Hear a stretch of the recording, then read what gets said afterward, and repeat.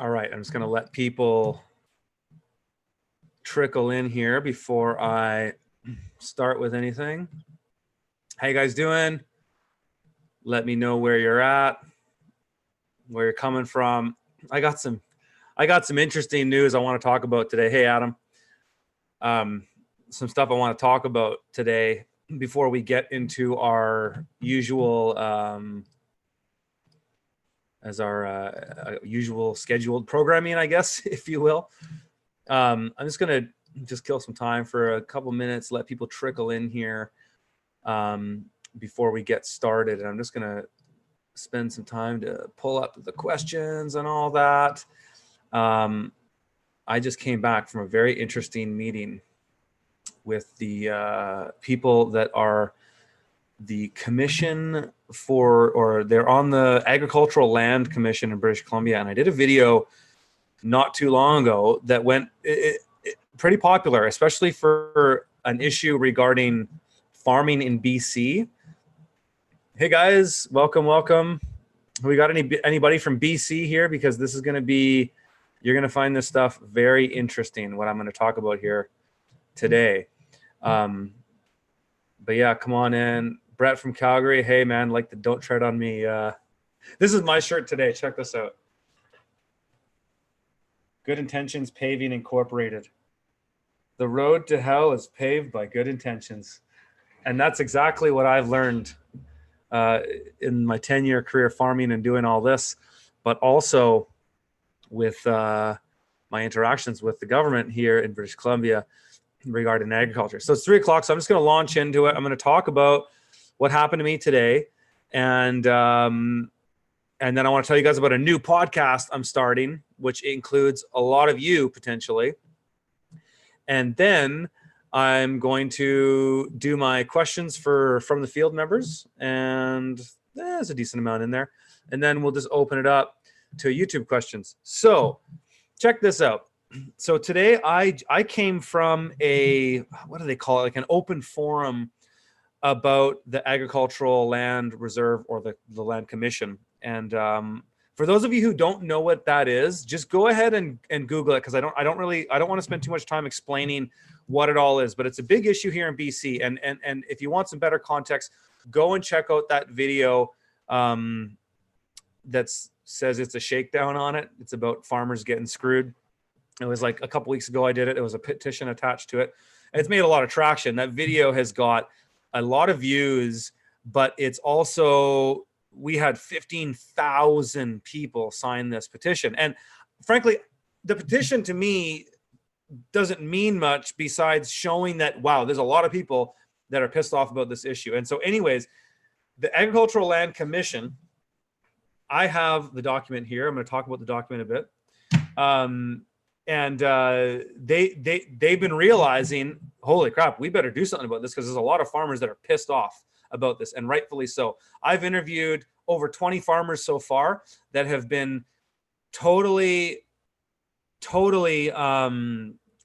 screwed by all this BS with this legislation. You know, people that have been put out hundreds of thousands of dollars to what am I trying to say? To comply with this document, and then being told, no, sorry. I talked about that, the rusted rake there in that last video, but I've got more coming. And I've been kind of on this journey of digging into more about this legislation. And thanks to you guys, just open it up to the global audience that I have here right now, is what's happening here in British Columbia with legislation that is continuously making it harder for farmers to operate, forcing breaking up family farms, pushing people off their land. This isn't just a thing happening in British Columbia.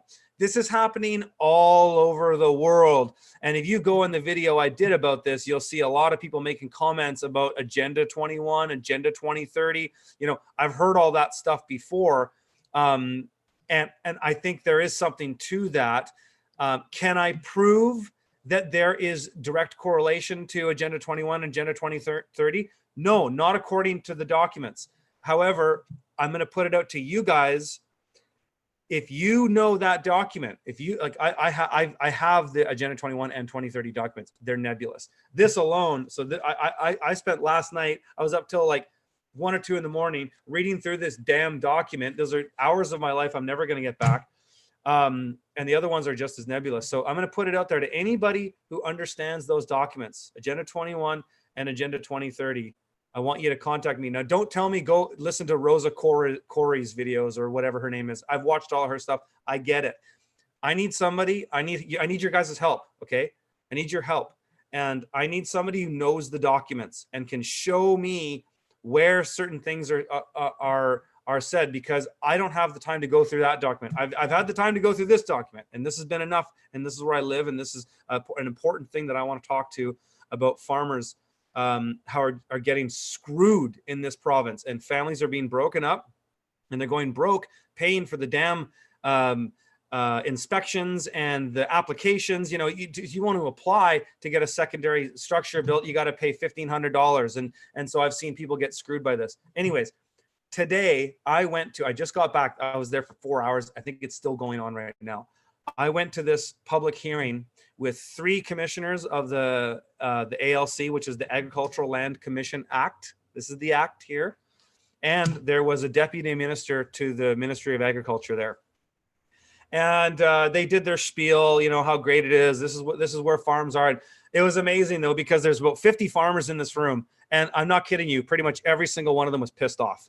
They had some kind of gripe about how they had been done wrong with this policy, this, that, and the other. And I've heard these stories dozens of times, and I want to hear more. If you look in the show notes real quick too, there's an email in there, story@libertyontheland.com. This is I'll talk about this in a bit. This is a new podcast that I'm doing, which all I'm doing for this podcast is I'm interviewing farmers who are getting screwed by legislation, because I think we need to change public opinion about this stuff, because it's the people in the cities that vote for these things, and it's the farmers that get screwed. And I went to this thing, and you know, they gave their spiels, farmers interrupted and all this. And this is the thing that blew my mind with this. So I went there, I read this document last night, and there's some interesting things that I just want to point out right away on this document. First of all, it says right here on the top, when you go online to get this document printed out, it says right on the top in the margin, it says copyright of the Queen's printer. Okay, so what does that mean? Okay, it basically means that anything that the government prints, because Canada is a monarchy, anything that is law here has to be given what's called royal assent. And that means it's put into force and effect. Hey, Jody, glad you're here. Glad you're here. It has to be royal assent. So I knew that. I've been researching this stuff for probably 8 years now. I kind of was given the red pill not back about 6 years ago, and it's kind of opened my mind to a lot of things. And so I've looked into the law. Anyways, so I go on and I get the ALC Act. And it says right here, okay, so there's a disclaimer. So you get the disclaimer. This is right on the first page of the document. It says on this document, this internet version of statutes, regulations, bills, and Gazette of British Columbia is not the official version. So what's that? Where's the official version? So that's the question I had going in there. And I was also going to ask about royal assent, because I know that in Canada, if there's law, it has to be given royal assent. It's or in this case, has to be signed off by the lieutenant governor. That's how Canadians say lieutenant. It's spelt lieutenant, but the lieutenant governor. So it's either signed by the lieutenant governor or the Queen to be given royal assent. So when we went there, and they were there giving their spiel, and one of the commissioners got it up. I believe her name was Jennifer something. She got up, and the first thing she said, and I was like, it blew my mind. She said that this has been given force and effect by royal assent. So she said that, and I immediately interrupted. I said, excuse me, Jennifer, where's the royal assent? I have the document here. I have the entire, whatever it is, 48, 54 pages document. I don't see anywhere in here royal assent. There's no signature from the lieutenant governor, and there's certainly no signature from the Queen. That's not a surprise, but by the lieutenant governor. So why is that?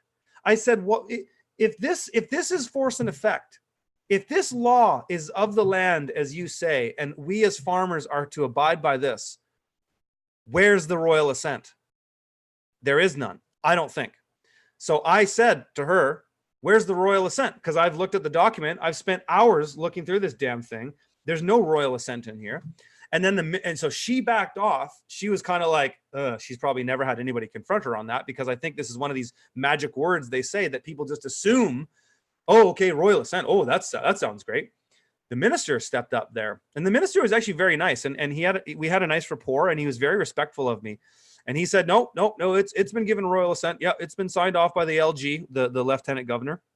And I said, well, what was his name? James or something? He was the deputy minister of agriculture. And I said, well, why don't we have that? And he said, well, I can send it to you. I said, okay, because I'm going to follow up. So here's the thing. This is where we're at with this whole thing with the Agricultural Land Commission and the ALR, the Agricultural Land Reserve.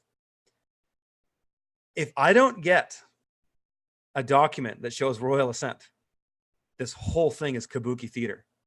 This whole thing is bullshit.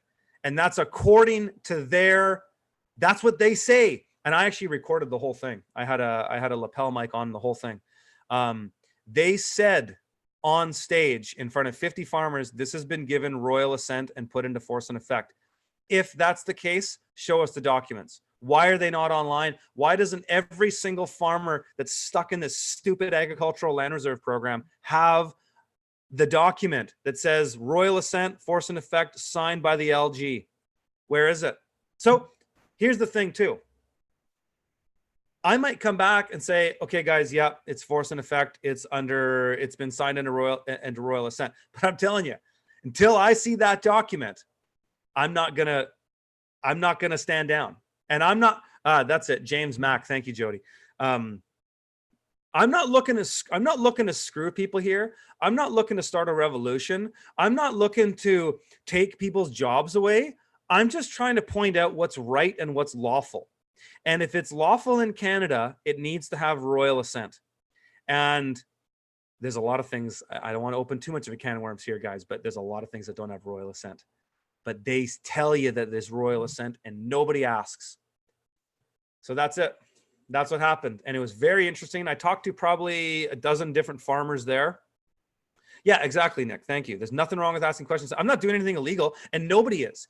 If you stand on your land as a farmer and you say, show me the documents, show me where you get your authority, then we don't have a problem. But if you can't show me, then we've got nothing here. Call the LG office to see if you can get the document. Well, I emailed the minister or the deputy minister, and he said he'd be happy to show me. But my theory is, and I will, if I'm wrong on this, I'll come back and say I'm wrong, and then we're going to have to fight this thing politically. But if I'm wrong on this, I'll come back, right? My guess is that the deputy minister has never seen the document because it doesn't exist. And part of that goes back to the Hudson's Bay Act. And I don't want to get too deep into it.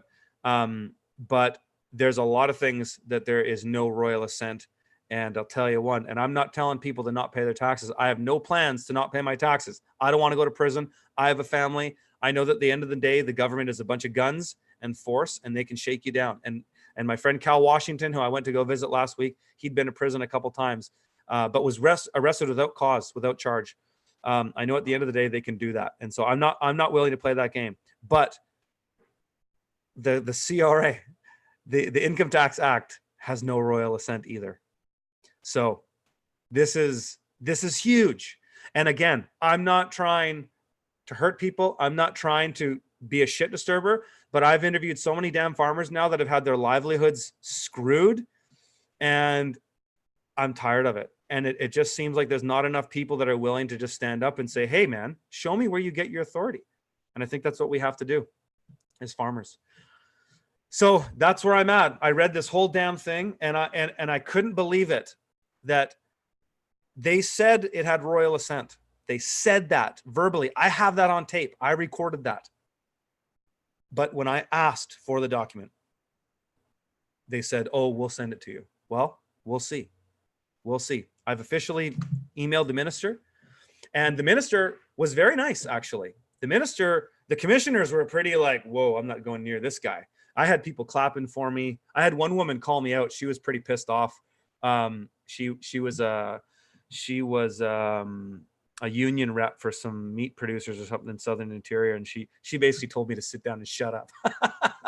but I got a lot of applause from other people. I think the majority of farmers in there were pissed, and it was very interesting. But the minister, hey, thanks for the super chat there, Paul. The minister was very nice to me, and in fact, when I came up to him and talked, we went for a break, and then I talked to a bunch of farmers, and then I got a bunch of emails because I'm doing this podcast. I'm gonna tell you guys about in a minute.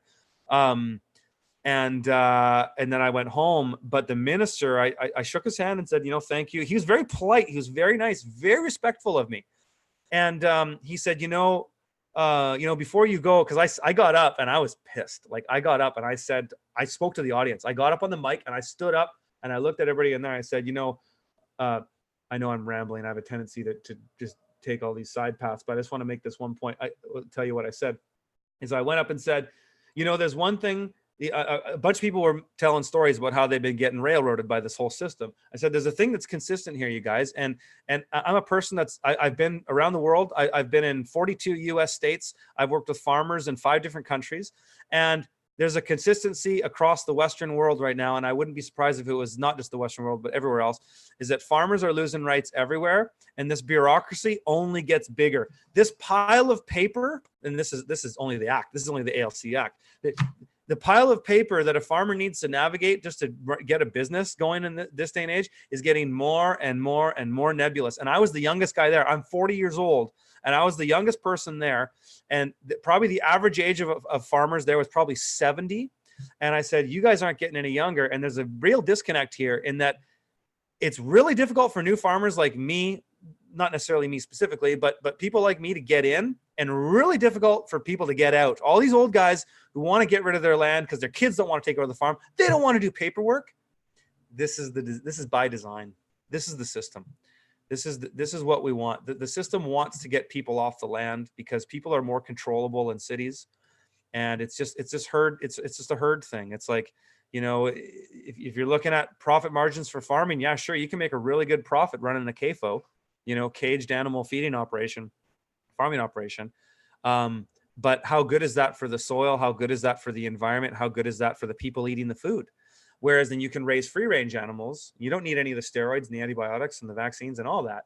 Maybe it's not as profitable, but what's right?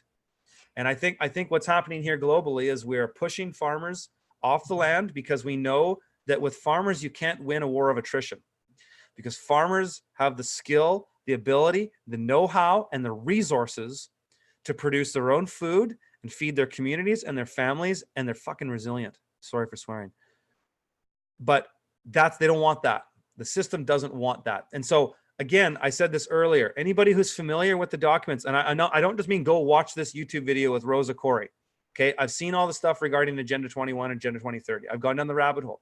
I need somebody, if somebody knows the documents and can consult with me about the documents, I want to start finding the correlations between the literature or between the acts, because I think there are. That's my theory, and I could be wrong. The minister might come back and say, hey, here's a certified true copy. And if he does, I'll go live and I'll say, this is it. We're going to have to fight this another way. But I don't think that's what's going to happen. And so we'll see. But where was it going? Oh yeah. So the minister was really nice to me. And he said, he's like, don't, because I said to everybody, like, give me your email addresses. I want to talk to you. I want to have you on my podcast. I want to share your stories. I'm not talking about BC. I'm doing this new podcast called Liberty on the Land. The website's libertyontheland.com. The site's not up yet. But I want to tell people's farmers' stories. And so the whole podcast is going to be me interviewing farmers about how they've been screwed by the system. And we're going to talk about solutions. We're going to talk about things that people can do to get around this. And I think something like this, with talking about where's the Royal Assent, this is a huge linchpin on this one here for British Columbians. That's what we're going to be exploring on that podcast. But the minister was nice to me, and he said, hey, why don't you come and talk to us? Tell us what you need. And he said that publicly in the audience. I said, dude, just burn the damn thing. But that's not your job. This is the problem with these bureaucrats, is these bureaucrats don't get paid to go there and burn the whole damn thing down. They get paid to write policy. That's how they get paid. So they don't even have an economic incentive in their own self-interest to get rid of policy. They get paid to write policy. So maybe some well-meaning minister, bureaucrat, commissioner comes in and writes a whole bunch of new addendums to this policy, but the book only gets thicker. That's the problem here. So that's that. Vote PPC, people saying, I kind of agree. I agree with that in the sense that, yes, I mean, I don't know if any of you Canadians here watch the debates. It's an absolute joke. At the same time, though, the balls of Maxime Bernier to get up there and say, all these guys, they're all globalists. And I'm the only one that's not a globalist. That took balls of steel because he had everybody going at him. Leader of the NDP, I always forget his name. He's basically telling him that he's a bigot and this and that and the other, and using all these straw man ad hominem attacks that don't have any legitimacy in debate. It's cool. It's cool that we actually have a libertarian in Canada who wants to respect property rights, because that's the other thing. Like if I'm wrong, if there is royal assent on this document, I will come back and I'll say I'm wrong. I'm just exploring, you guys. I'm just a seeker of truth. I don't know all the answers. But if they come back and say, yes, there's a certified true copy and I can see it, and I'll drive, if I have to drive to Victoria to go to the House of Commons or whatever it is there in Victoria to look at it, I will. But I know people that have done that, and a clerk comes out and they don't actually see the copy. So whatever it takes, I'll do it. And I'll come back and say if I'm wrong. And if I'm wrong, then we're going to play politics. And if we're going to play politics, then we need to start talking about politicians that are talking about less government, less regulation. This is something that, they're trying to control us through climate change now, right? And it's the other way to control the farmers and fearmonger and use a poor girl like Greta Thunberg, who knows what she's been through.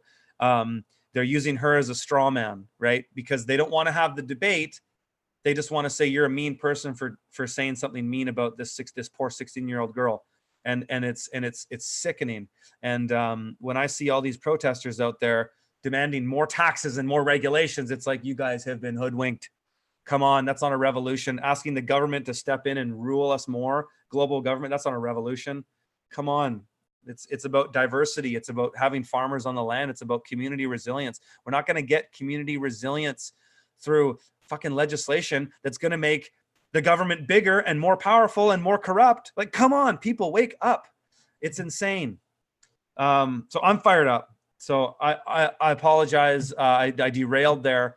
I really wanted to share that message because I think it's important. And if the minister can't come back with me with a document showing royal assent, I'm going to come out on live. We're going to send it. I'm hoping we can send an email to all the 15,000 people that signed our petition. And we're going to tell them, if you're in the ALR and that your minister doesn't show you a document of royal assent, this document is invalid. It's irrelevant. This is the irony of these acts. This is really ironic. So anybody who understands law, and I don't want to get too much down a rabbit hole here, but if you understand law and the way the common law works, and if you can reference Blacklaw's dictionary, it's a tome like this thick, but you can reference it. When you see all capital letters on a legal document, it's called dog Latin.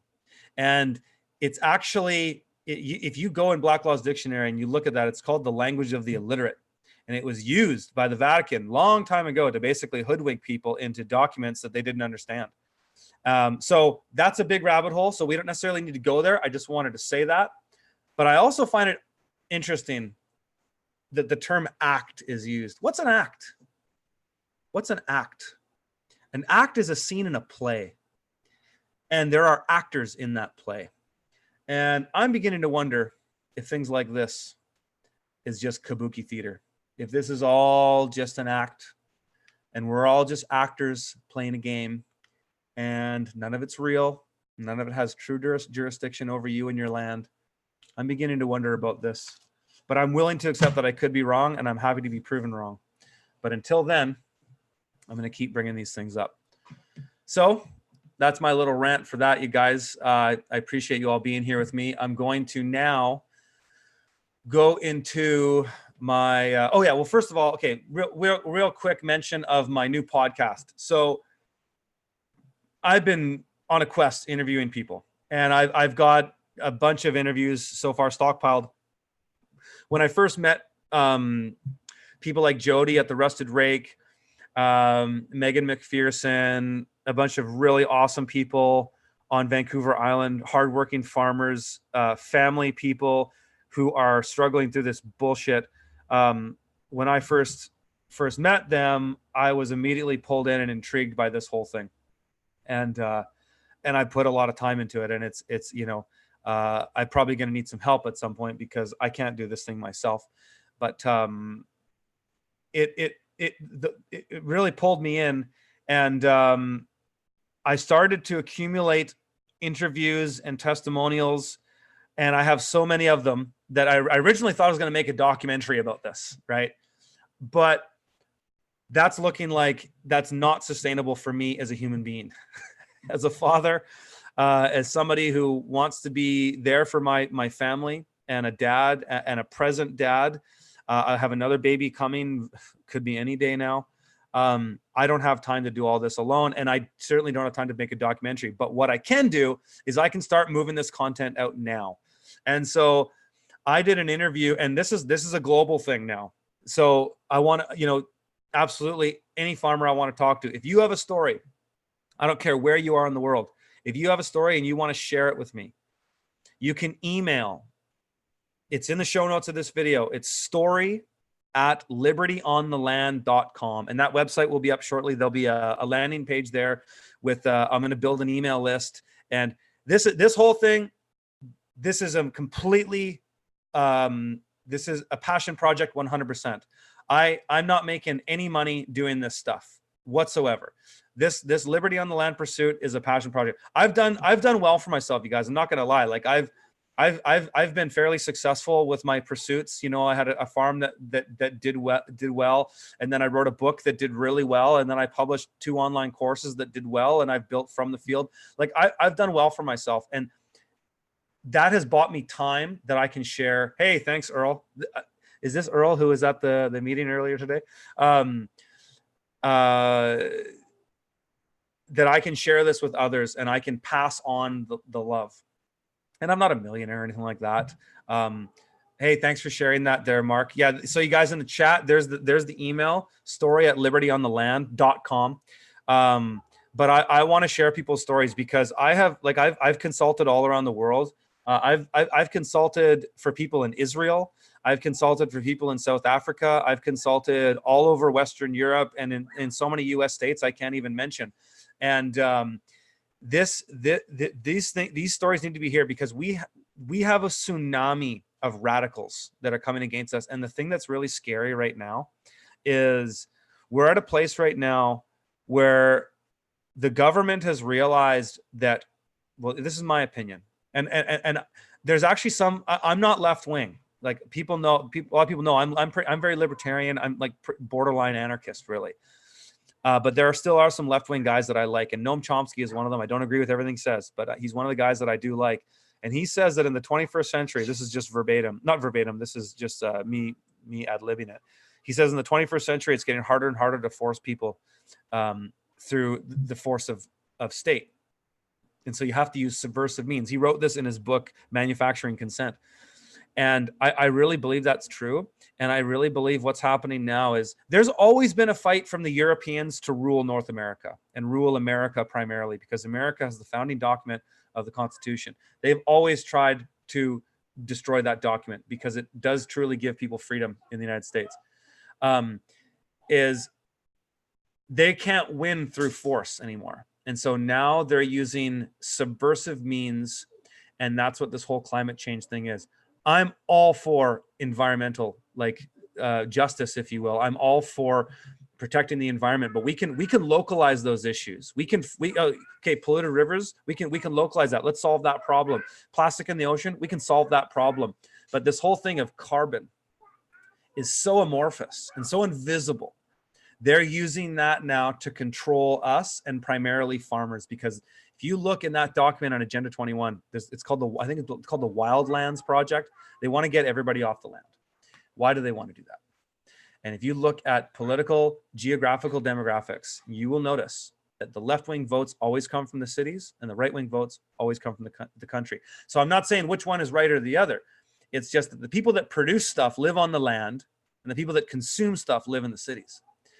The people that produce stuff are a lot harder to control because you can't control them through attrition, because they produce their own stuff. They build their own roads. They solve their own problems. People in the cities don't. It's different.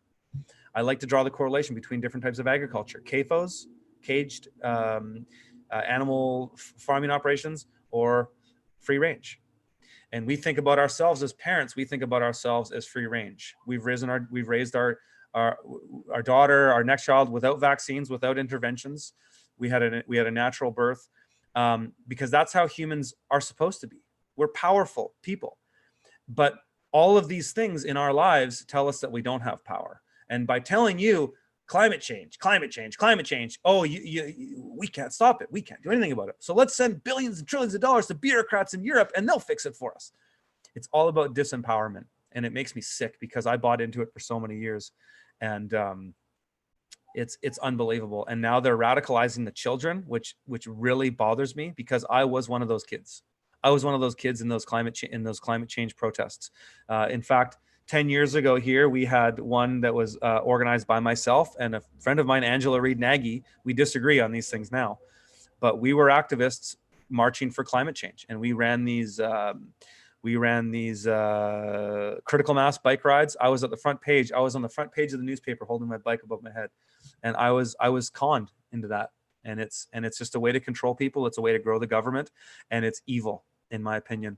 True diversity, you hear all these politicians virtue signal about diversity and all that. True diversity is on the land.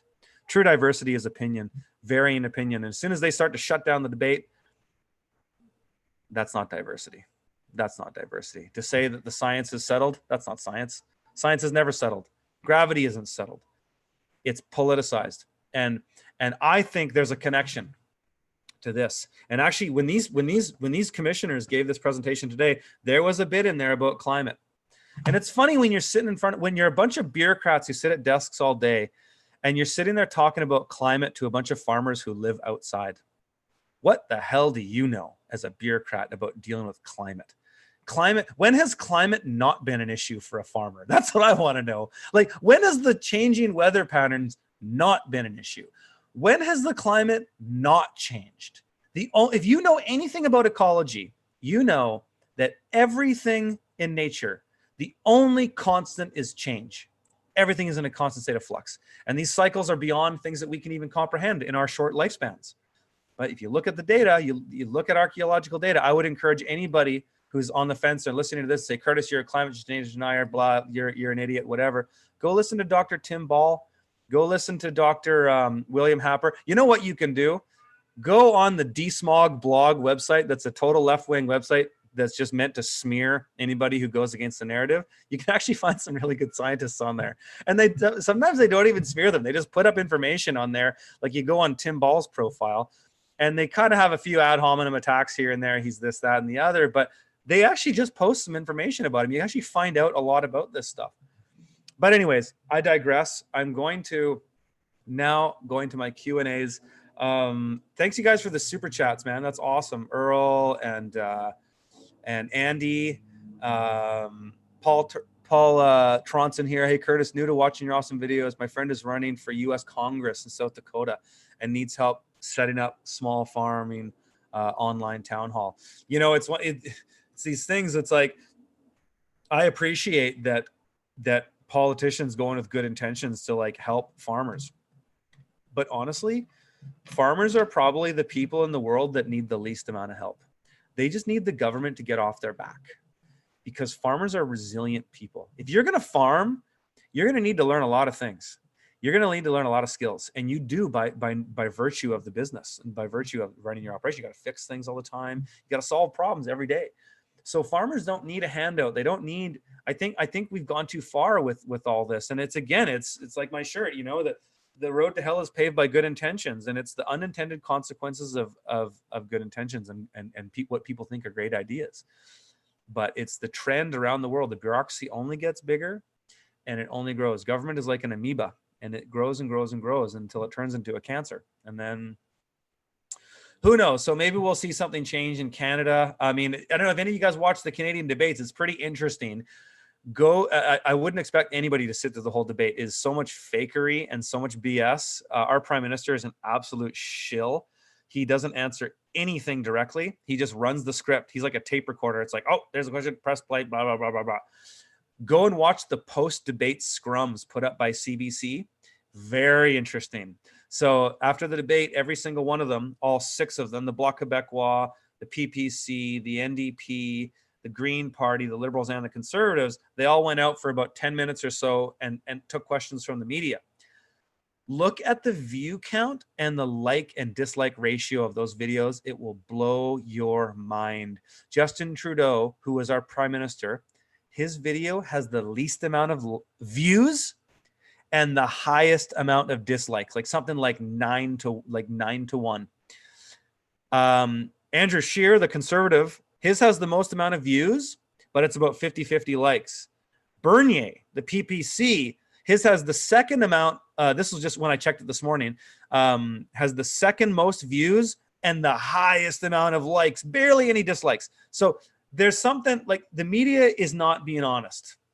And big surprise, right? Who we all know this. But in Canada, I think we might be surprised on where things go. And I'm a person here who is very concerned with the way the laws actually work, and are they legitimate? Maybe it's all a sham, but I think I'm still going to vote for the PPC because I want the tides to turn a little bit, to be more of a conversation about freedom and liberty and property rights and all that. So, okay. With that, just looking at some of you guys' comments here. Oh, that's a crazy I won't even read that about climate change. That's amazing. They never mentioned geoengineering. I know. You know, it's guys, there's so many rabbit holes like we can go to, HARP, all these things. Like, man, I've been down all the rabbit hole on this. Jeanette, they want to create a big ag food monopoly. You're right. They do. And the globalism, if you look at the way this stuff moves, is they want to centralize everything, like all the manufacturing in China, all the agriculture here, all the energy produced here. Globalism works really well in keeping the power in the hands of very few, because if in a globalist economy, nobody is independent, nobody is self-reliant, and so that will help them never have a revolution. And I don't like revolutions, because revolutions always get co-opted by the establishment, always. But that's what they want. With globalism, nobody wins. If you're into permaculture, you're into small-scale farming, you're into this stuff, globalism is your enemy. Globalism works against the interest of self-determined farmers and self-determined communities. And they want to push everybody into big cities, and it's scary. I know it's complete BS. CO2 is measured in parts per billion. Yeah, it is. Well, or as far as I know, it's parts per million, but it's such a small part of greenhouse gas. I mean, how come all the farmers, you know, that pump CO2 into the greenhouse, how come that doesn't heat up their greenhouse? What's going on there? How come nobody talks about that? Brad Chappell saying, abolish the ALC, ALR in BC, create a moratorium on any changes after 2016, strike a commission to study worldwide successful agri jurisdictions with profitability of rancher/farmer.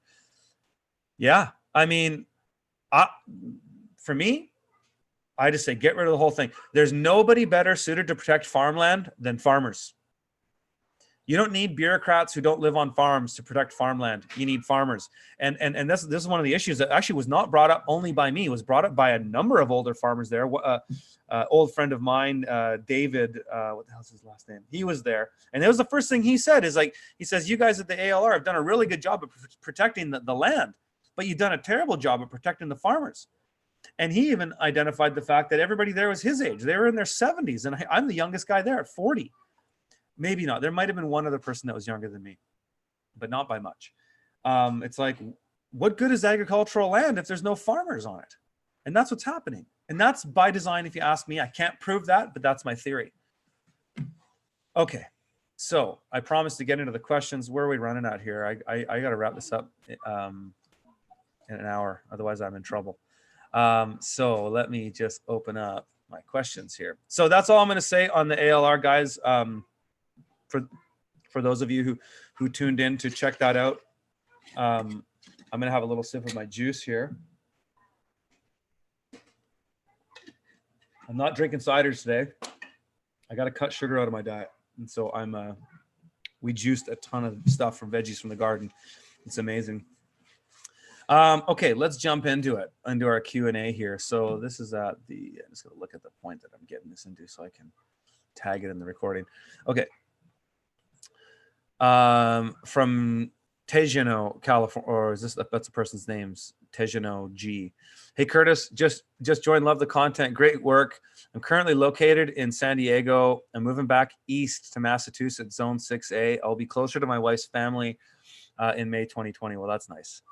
We plan on starting a homestead market garden similar to what we did in California. My question is, do you know of any resources in the Massachusetts area to get my new endeavor started? Market garden groups, Farm Bureau, University Co-op Extension, so on and so forth. I don't plan on growing for a year to establish infrastructure, admin, government, yada, yada. We're buying 3+ acres and farming intensively on 2. We grow in a similar style in SoCal.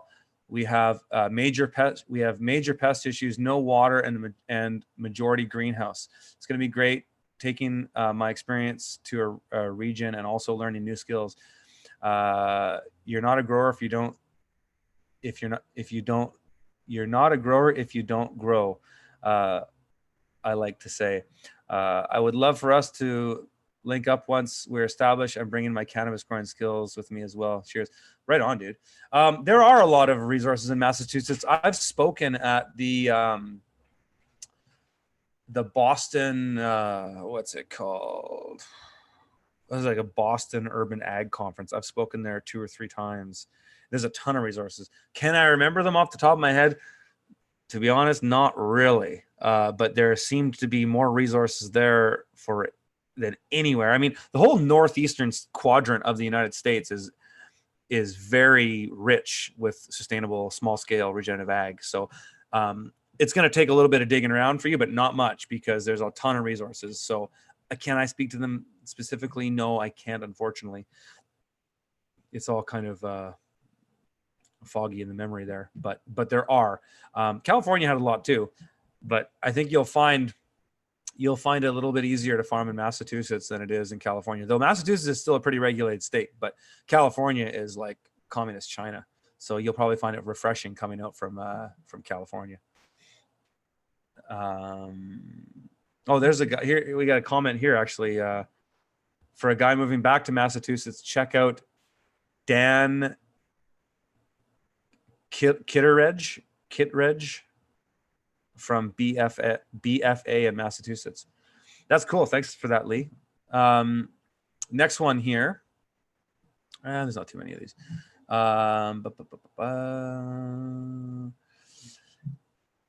Yo, boss. I'm sure you're familiar with Dave Ramsey, the financial guru. I don't think I am, actually. He talks often about giving back or donating money. Do you donate a portion of your income? If I didn't pay every single last dollar extra that I had in taxes, I probably would. But it's like, it's the challenge in this country is that we have a progressive tax system that taxes you more the more you do. So if I had millions of dollars to donate, I absolutely would. Right now, I'm doing the best I can with the time that I have, and unfortunately, it's tough here because it's like I've worked 10 years grinding to get to a point where I can drive a Tesla and I own a home. All those things are leveraged by debt too, by the way. So it's not like I'm sitting on piles of cash, but the more I make, the more tax I pay. I don't want to publicly tell you how much tax I paid last year, but I will tell you that the amount of tax that I paid last year, 3 years ago, 2 years ago, I wasn't even making that much money in an entire year. Just to give you a little bit of an idea, and you can guess. But so no, if I had oodles of money to give back, I'd absolutely would be. But it's just not there. Like I'm working hard. I'm the sole breadwinner of my family. My wife's a stay-at-home mom. Thank God for that. And she's the that she's the glue of our family, and I wouldn't be able to do the things that I do if it weren't for her. Holding down the homestead, making sure that I have a meal, because I would forget to eat if I didn't, and making sure that our kids are looked after. And it's important. And anyways, much respect there. But no, I don't because I don't have it. I know you guys have a progressive taxes in the US. It's absolute criminal. It's so funny too with the progressive tax thing. It's like you hear all these politicians out there talking about taxing the rich more, or this, that, and the other. And what people don't understand, not only do they not understand how money works, but they don't understand incentive. And that if you say you're going to tax the rich, what are they going to do? You think they're just going to sit by and let you tax them? Of course not. If you're really rich, if you're talking about guys like Jeff Bezos and Tim Cook and multi-millionaires, those guys have the money, the resources, the know-how, and the connections that they're way ahead of the curve. By the time that policy rolls out, they're already gone. They already got their money out of the country. And it's the poor suckers like me who are sort of maybe the upper middle class, who have just grinded just to get a damn house and a car. And we're the ones that get screwed. So whenever you hear these politicians talking about taxing the rich, it's fake. It's a joke. You can't tax the rich, because the real rich, if you're worried about wealth inequality, that's what you need to be talking about. Because saying that you're going to tax the rich increases wealth inequality, because the real rich, they can do whatever they want. They're miles ahead of policy. They probably lobbied for that, because then it cuts the competition. It cuts all the poor suckers like me, who are the up and coming entrepreneurs that are working really hard and putting in huge days and then paying insane amounts in taxes. Those guys don't even pay taxes because they're above the system. And so if you create more incentive, you're just going to have more people doing that. So it doesn't work. Taxing the rich doesn't work. That's why a guy like Bernier is the only one. That's why a VAT tax is better than. I don't think so. I don't think you're never going to win with tax, because the people who are above the law, they don't pay tax, and they'll never have to. And if you say you're going to tax this person and this person, you just create more incentive for people to get behind the government and get into that revolving door, and then go and get away from it, get their money offshore. Like, honestly, if I was in a position to make millions of dollars, I'd probably go offshore. What incentive do I have to pay? At that point, I would be, paying 60% or something like that. Why would I make money and work so hard to provide value to the world and people in my country and my community? Why would I work so hard to give all that away to some idiot bureaucrat who has no skin in the game, so they can piss away that money on something that is just going to get wasted? Why would I do that? Especially if I was in the US. I mean, God, you give your tax dollars to the military industrial complex so they can go and have proxy wars all around the world. I mean, it's insane. Canada does some pretty sketchy stuff too, but it's not necessarily like it is in the US. So that was a bit of a sidebar there. Next question from Sarah on the Sunshine Coast. I think we had a few questions from Sarah in the past. Hey, I'm really curious about Korean natural farming. I am too. It's really cool. Would you consider chatting with a fellow named Pure KNF Drake on YouTube? I've learned so much from him. He lives in Hawaii and is very laid back, has a very laid back demeanor, which I love. However, I also appreciate the straightforward, to the point, concise nature that you bring to the table. I would like to learn some things about that. Ginger John has a farm there too. I know you're okay.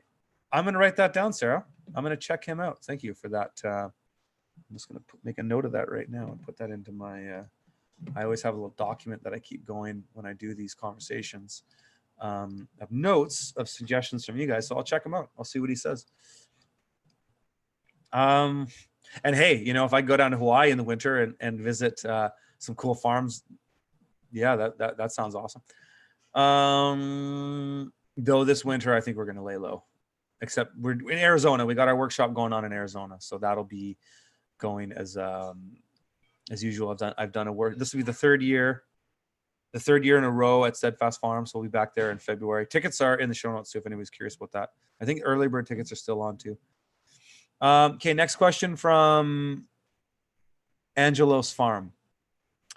Recently came across some research of people grafting any cucurbit scions onto disease-resistant pumpkin rootstocks. Okay, I've heard about this too, but I don't know much about it. I've grafted my tomatoes and enjoyed the benefits. Wondering if you've ever seen any farms grafting cucurbits with pumpkins. Anything similar? There's another part of the question here, but right off the bat, I have heard of that. I don't know much about it, but it's interesting though. Actually, I'm going to put it on my notes because I'm looking for content for the new year. Like right now, I'm pretty much booked. Like I've got content from the field coming out until the new year. Like I've got stuff still coming from July. Like when I was down on Vancouver Island visiting with Jody Lucas there to the Rusted Rake and Megan McPherson and a few other people. I was on Salt Spring Island filming Michael Abelman from Foxglove Farm. That video still hasn't come out. Like that's going to be, when's that one coming out? That's coming out. That one's not going to come out for a while. Where is it here? Oh, no, it's coming out next week. Michael Abelman's next week. So, but yeah, needless to say, I've got stuff like I went and did a seed video with John Alcock of Sunshine Farm. I'm going to make a video with a friend of mine, Wolf Weasel, up in German farmer up in the North Okanagan about storage crops. I got lots of stuff coming still. So, but I'm making the list for next year. So natural law question. I like how you put for entertainment purposes only. I should probably put that as a disclaimer since I talk about this stuff so much.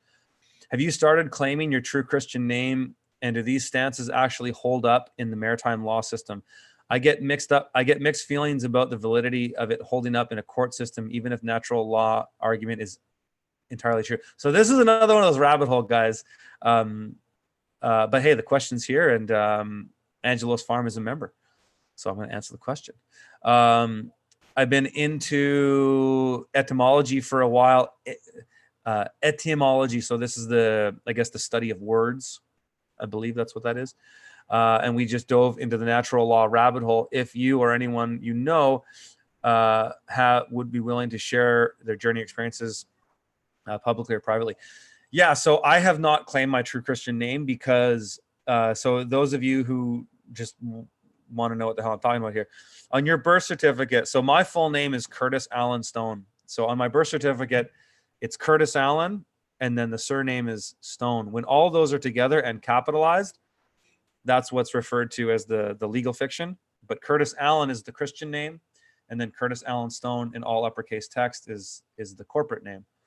And so there are people out there who do this and that have claimed their true Christian name, meaning that they have basically said, I'm not with the Admiralty law, the law of the sea, which is the law of the Queen, the law of the Vatican, as far as I know. And they have declared sovereignty, and people call them here. There's actually a lot of natives, First Nations people in Canada that do this. And this is going to be part of my Liberty on the Land podcast. Like, this is my passion project. And I'm not looking to, like, I don't want to go and do that and not pay taxes, because I know at the end of the day, the government has a gun and they can come and take me and put me in prison. I'm not ready to do that. I'm not encouraging anybody to do that, but there are people that do. I'm going to be visiting a man that some of you who are into this stuff probably know of. His name's Robert Page, or Rob in the family of Page. Yeah. Hey, look at this. Janet just mentioned it right as I said. So I've been in contact with Rob, and I'm reading his new book, and it's a page turner. Like, if you're into this stuff, it's unbelievable. There was a documentary about this man made 7 years ago called Ungrip, all capitals, Ungrip. It'll blow your mind if you're not familiar with the stuff. It's the rabbit hole. You can watch that. It's entertaining. It's interesting. The guy's living off grid. If you're into agriculture, it's really cool. Like, dude is fully doing it, living off grid, growing his own food. He has declared sovereignty, and he's completely uncoupled himself from the system. So I'm in conversations with Rob right now. My plan is to drive up to see him sometime next season. So spring or summer, I'm going to be making a trip up to the homestead there. And I'm going to having a conversation with Rob about what he's doing and how that's going for him. So we'll see. Again, I'm going to try to put more of the stuff into this new podcast, because there's a lot of these guys out there. Like in Canada, there's Dean Clifford, there's Cal Washington, who I interviewed last week. There are who are the other guys? There's Winston Shrout in the United States. There's all kinds of people doing this, man, and it's a movement and it's growing, but it's interesting. So that's all. I'll speak to that now. Next farm is from Texas Eco Farms. Hey, Curtis, 2 questions for this week. You mentioned Diego Footer will be contributing to From the Field. Yep, that's true. That's really exciting. I think he asks the best questions in his interviews. He had a major influence on my farming trajectory, and I've learned an incredible amount from his content. Just curious if you can elaborate on what Diego's involvement will be and when. Okay, I'll get to that. And then the second part, you and Brian Bates mentioned in a video that you all hate the CSA business model. Can you elaborate on why that is? And if you had to put together a CSA, how would you do it? Okay, big question there on the CSA. I'm going to get to that first part of your question. So yeah, Diego is going to be contributing to From the Field. We have yet to work out exactly how that's going to go, but we do have some content that's in the can that's coming. Diego is going to be contributing stuff. He's got a lot of stuff on animals, which is I'm short on. Like I really want to make this platform about like an all-encompassing platform for regenerative agriculture and sustainable agriculture, small-scale farming, all this great stuff under the umbrella.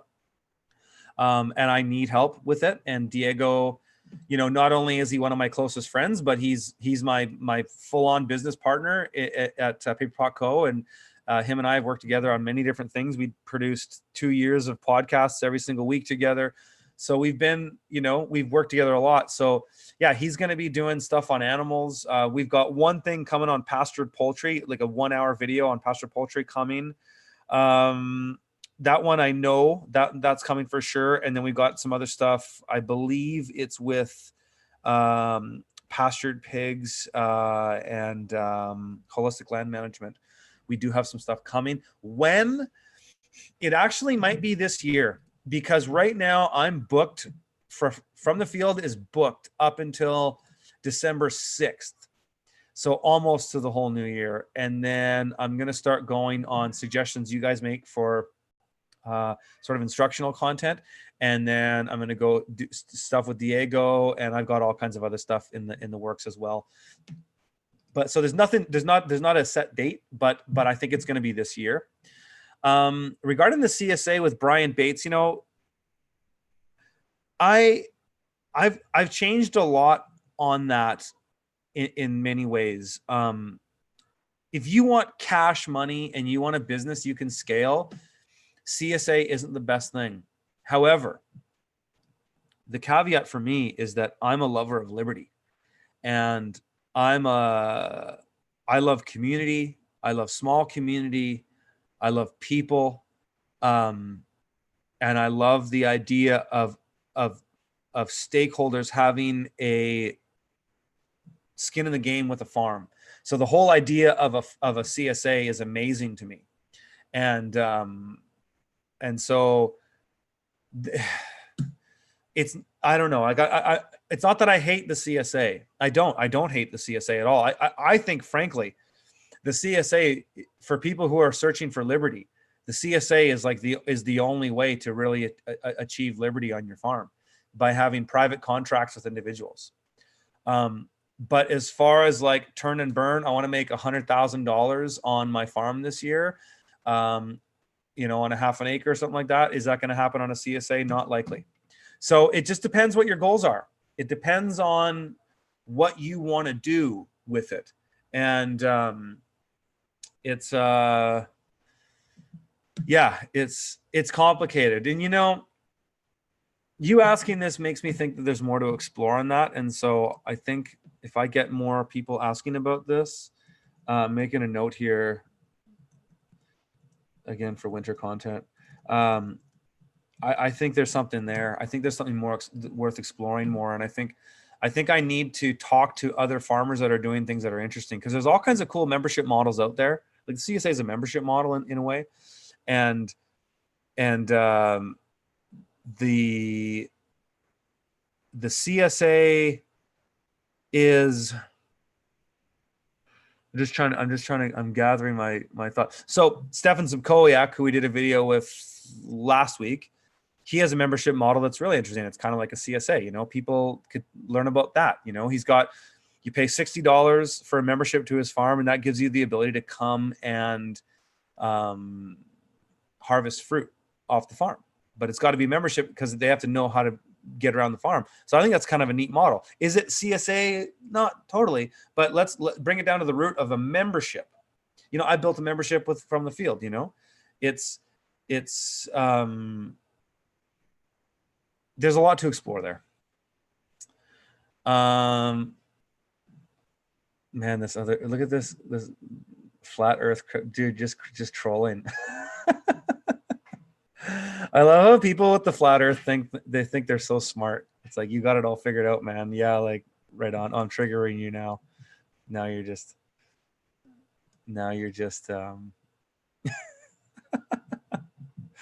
that's funny. There, I'm just going to, how do I do that? Never mind. Okay. Next question from Gelton. What are your thoughts about shipping produce? We have a large following from our hometown, which is 5.5 hour drive away. Okay, I've done this, so I can speak to this. Not only do we have personal connections, but they have a grocery store, restaurants there. The issue is that personal delivery to the grocery would be out of the question. Of course, the order, unless the order was larger than 2K, which is more than we're producing on a weekly basis, and shipping to individuals seems out of the question due to the need to keep it cool. It seems like it would be near impossible to do this without ballooning costs. It's kind of. Do you know any farms that are successfully shipping produce direct from farm to farm, or from farm? Or do you have any suggestions on where to start if we're considering setting up this operation? So yeah, I did this.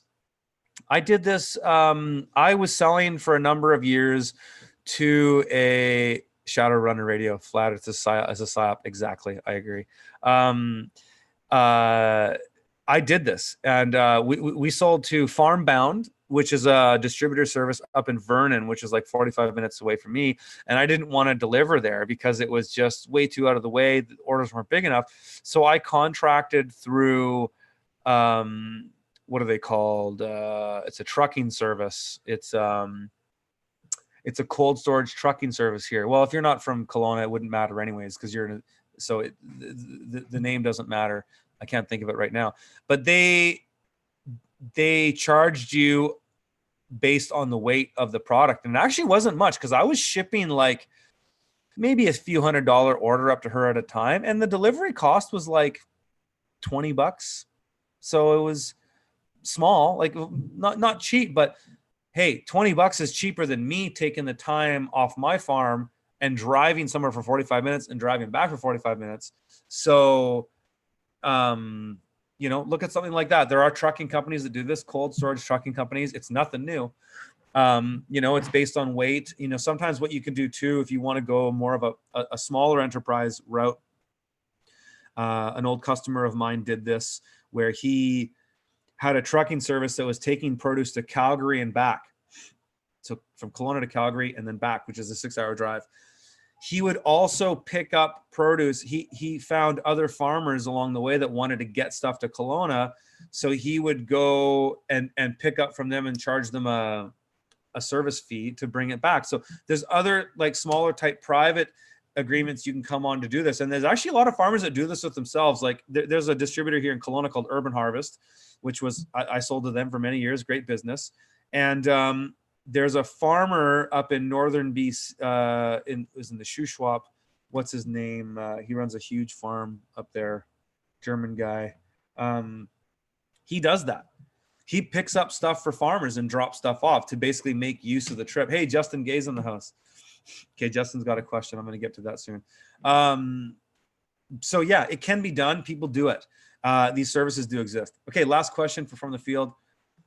Johnson, you recently mentioned converting Midwest Dust Bowl to a green area. I was thinking similar thing of finding monocropped cornfields from retiring farmers and converting to certified organics in 3 years or so, then leasing it out to young farming families. So essentially, I'd be regenerating the soil with permaculture and holistic management. Yep.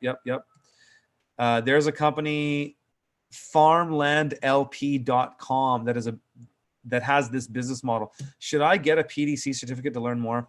Probably not. Or just dive in and find grazers. Yeah, you don't need to do a PDC to do that. Straight up, don't waste your time. I did residential real estate, rehab, flipping, rentals. Dude, you already know more. If you understand the real estate game, you already know more going into this. You don't have to worry about all those other details. You can figure them out as you go. But now I want to get into the land business and see huge opportunity over the next 15 years. 54. This is, dude, you're touching on a huge issue here. Equipment and infrastructure will change hands, according to Salatin. Salatin is spot on. I got to get Salatin on the podcast. That's what I'm going to do. Salatin, I've riffed with Salatin on this stuff before. Like, we've even talked about like legal stuff, like common law stuff, man. Salatin is so switched on. I hope I want to get him talking about this stuff too. But yes, you're right. I guess what I'm asking is for general starting direction, namely, want to do the research. What do I need to learn about regenerative ag? Dude, you don't need to learn a ton. I mean, if you want to be the business manager, and that's so cool that you want to do this, because I think you're onto something here. So I've thought about this. I was actually in conversations with a couple of hedge funds about this a couple of years ago. Diego and I were looking at doing this. I'm happy to share the idea. I don't care if somebody takes it. The ideas are a dime a dozen, right?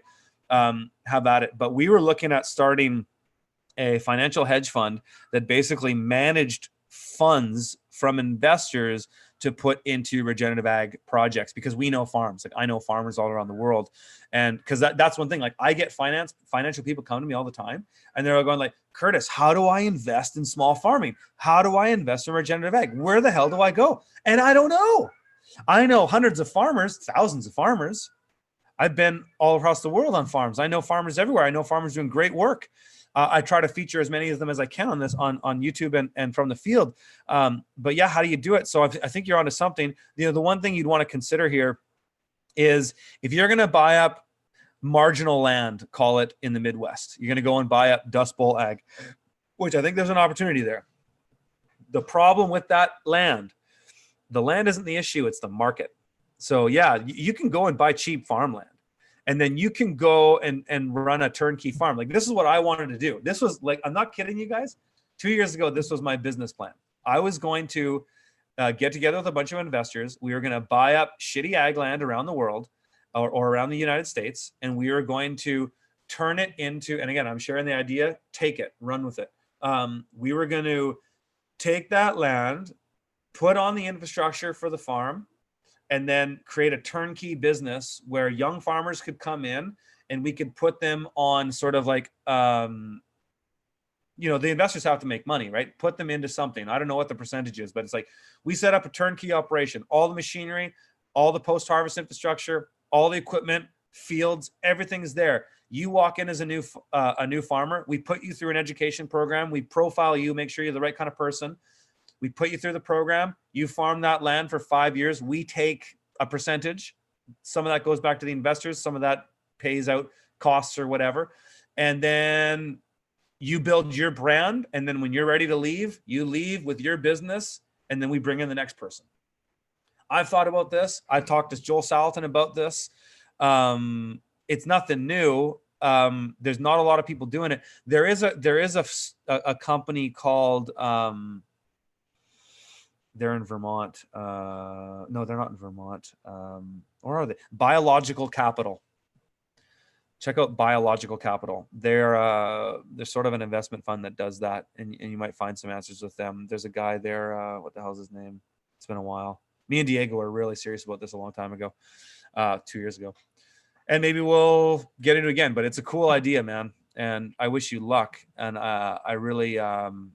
you're on the right track. You don't need to worry about a PDC, because a PDC is going to be too hippy dippy for you. I mean, do a PDC with Rob Avis or something in Calgary. Maybe you'll get a bit more hard science in there that will help you. But I think your know-how as a business expert is going to be far more valuable to this enterprise than understanding regenerative ag. Watch a bunch of Alan Savory videos, read a couple Joel Salatin books, check out Diego. Check out Diego Footer, man. Diego has got tons of content about regen ag, probably way more than me. So there's a lot of stuff out there, and I think you can do all your research online, and then your business experience is going to take you further than anything. So I think that's that. Great stuff. So that's let's take a look at some of the YouTube questions. Then I can't stay for much longer because my wife's going to be pulling me for dinner here in a second. But where was my buddy? Where's Justin Gay? There he is. Justin. Been seeing a lot of people start their ginger from bigger pieces of the rhizome. Is it smarter to do it the way Wise Earth is, or the bigger pieces? Where's my? I just did some turmeric actually, and it still hasn't spread. It takes a while. I think bigger pieces are probably better. I don't know for sure though. It's actually it's not something that I heard directly from those guys, but I wouldn't be surprised. I mean, like potatoes, it's probably similar. Excuse me, I got to blow my nose for a second. I'm going to mute this.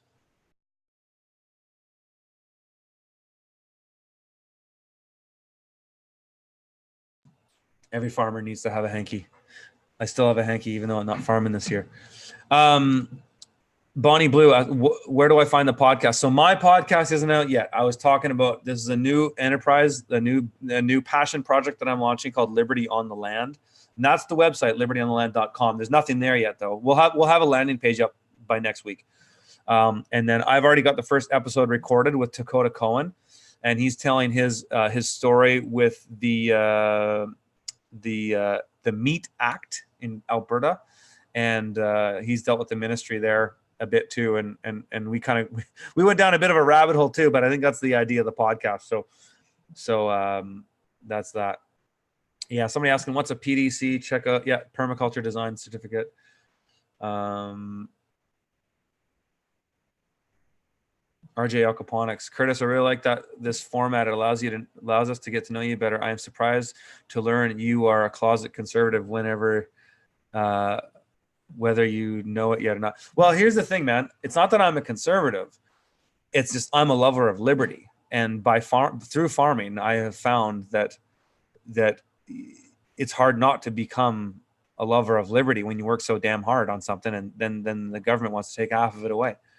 So I'm a conservative in some ways, but I'm a liberal in many ways, because it's like I really believe in live and let live.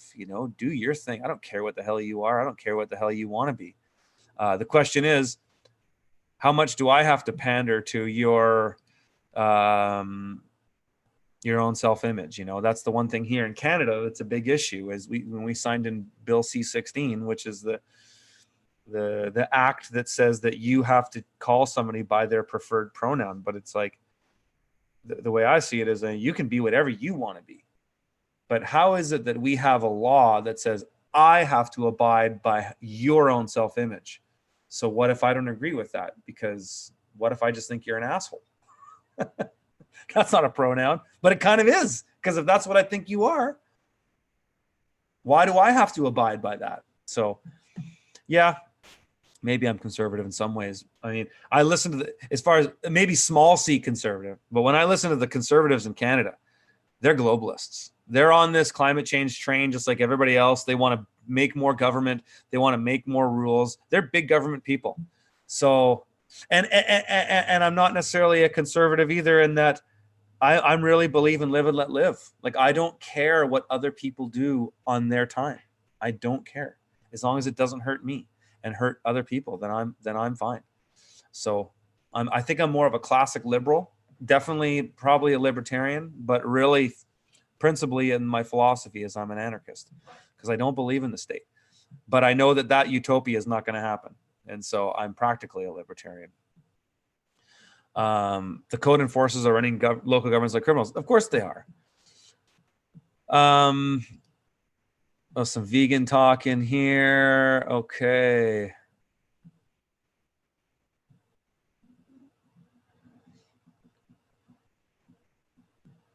What else have we got in here? Man, the flat earth stuff. What's up? I just don't get. I don't get it. I have a buddy of mine who's super into it, and I'm just like, where's the utility, man? Like, whatever. And I agree with everything else. Like, we can find common ground on a lot of things. So just show me what you're going to do with that information. Kayla Fenton, I have a question about silvopastures. Do you know anything about someone that does that? I think that's kind of Mark Shepard's wheelhouse. He's been into that. That's an exciting space. silvopasture. That's an exciting space. You know what's there's a neat type of farming here that not a lot of people around the world know, but it's kind of I don't know if it's a Canadian thing or even just a British Columbia thing, but it's called, it's a way of raising animals. What the hell do they call it?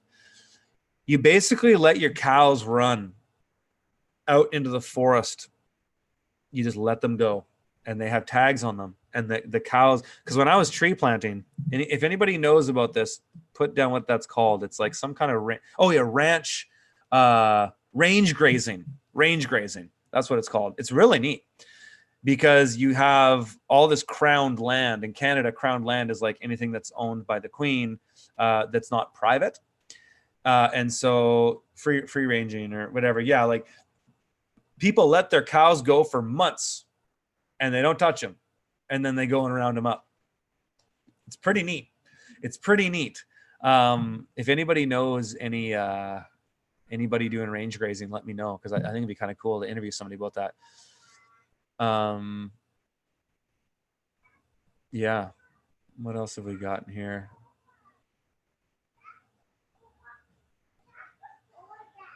What's that, sweetie?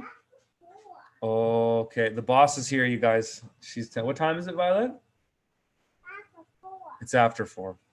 Okay, so the boss is bringing down the hammer, you guys. That was great. I got all the from the field questions, took a few here. Thanks for tuning in. And I will be back with an update on what happens with this damn piece of paper. Maybe it is just a piece of paper. But I'm really hoping that minister, and I'm going to check in real time here because I'm just curious. Because I emailed the minister right when I got home, and I wonder if maybe he's responded to my email. Maybe I'm just wishful thinking. But as soon as I get an email from the minister, I'm going to let you guys know. I'm going to let you know if this has royal assent. And if it doesn't have royal assent, everybody on the ALR in British Columbia can basically tell those politicians to take a hike. All right, guys, have yourselves a fantastic weekend and a nice dinner. And we'll see you here. I believe we'll be back here next week. Yep, we'll be back next week. Got another cool video with Dakota Cohen tomorrow showing his aquaculture systems, farming duckweed, using that as feed for animals. It's going to be awesome. But I'll be up. My whole day got derailed because of this ALR meeting thing, so I got to edit this video tonight. So anyways, y'all, thanks for joining me, and we'll see you next time.